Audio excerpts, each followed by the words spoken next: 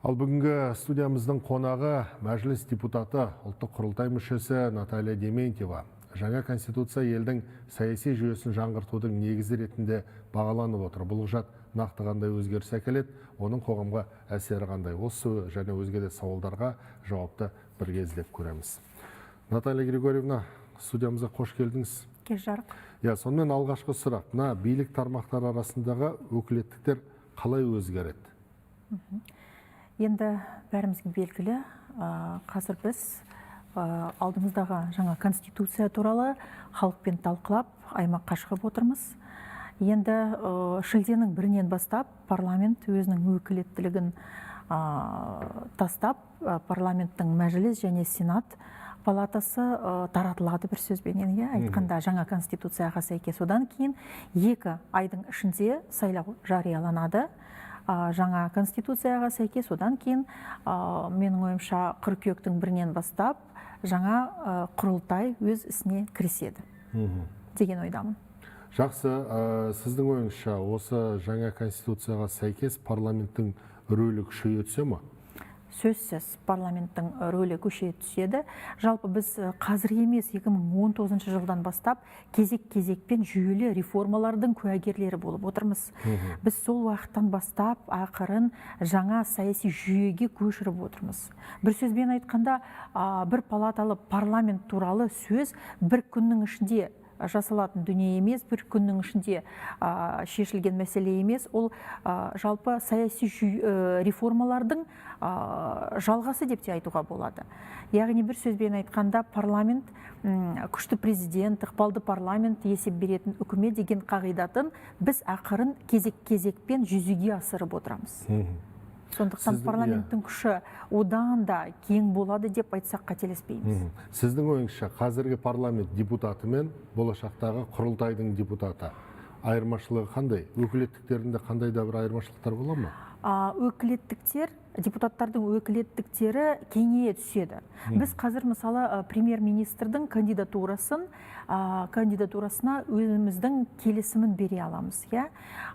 Жалпы судьяларының кандидатурасына да мысалы өзінің келісімімізді береміз. Бұдан басқа үкімет мүшелеріне, яғни министрлерде бізбен келісе отырып өзінің жұмысына кіріседі. Одан кейін жаңа құрылтайдың депутаттарының өкілдіктері бұдан әрі күшейе түседі.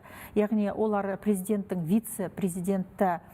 вице-президентіне өзінің сөзін береді, не мақұлдайды, не мақұлдамайды деген сөз. Бұдан басқа министрлеріне өзінің келісімін береді.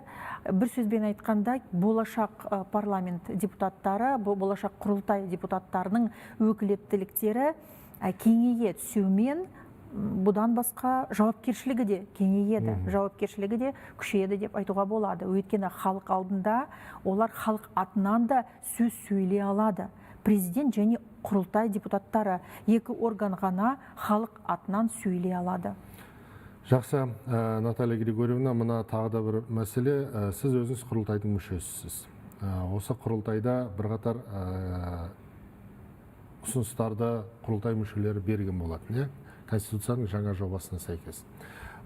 Сол нақты бір-екі мысал келтіре аласыз ба? Біз осындай ұсыныс бердік, ол мысал үшін енді дегендей. Ұлттық құрылтайдың білетін болсақ, 5 отырыс өтіп кетті, әртүрлі ірі қалаларымызда өтіп кетті. Тіпті соңғы ұлттық құрылтайдың отырыстарында өте маңызды талқылаулар болды. Осы талқылаулар халық атынан өзінің ұсыныстарын бере отырып, кейін заң жобаларына бұны біз енгізіп алдық. Мысалы, тұрмыстық зорлық-зомбылыққа қатысты заң жобасы бізде болды.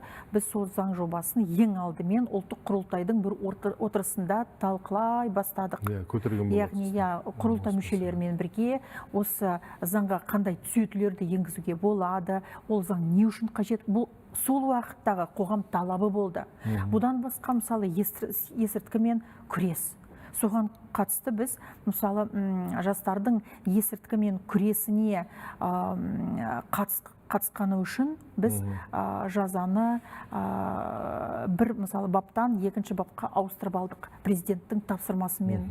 Ал сол президенттің тапсырмасы Қасым Жомарт Кемелұлы ұлттық құрылтайдың отырысында айтып берді, бізге сондай тапсырма берді. Жақсы, Наталья Григорьевна, енді өкінішке орай тікелей эфирдегі уақытымыз шектеулі. Десек те, студиямызға келіп сұрақтарымызға жауап бергеніңізге алғысымызды білдіреміз. Сізге сәттілік тілейік, аман болыңыз. Рахмет.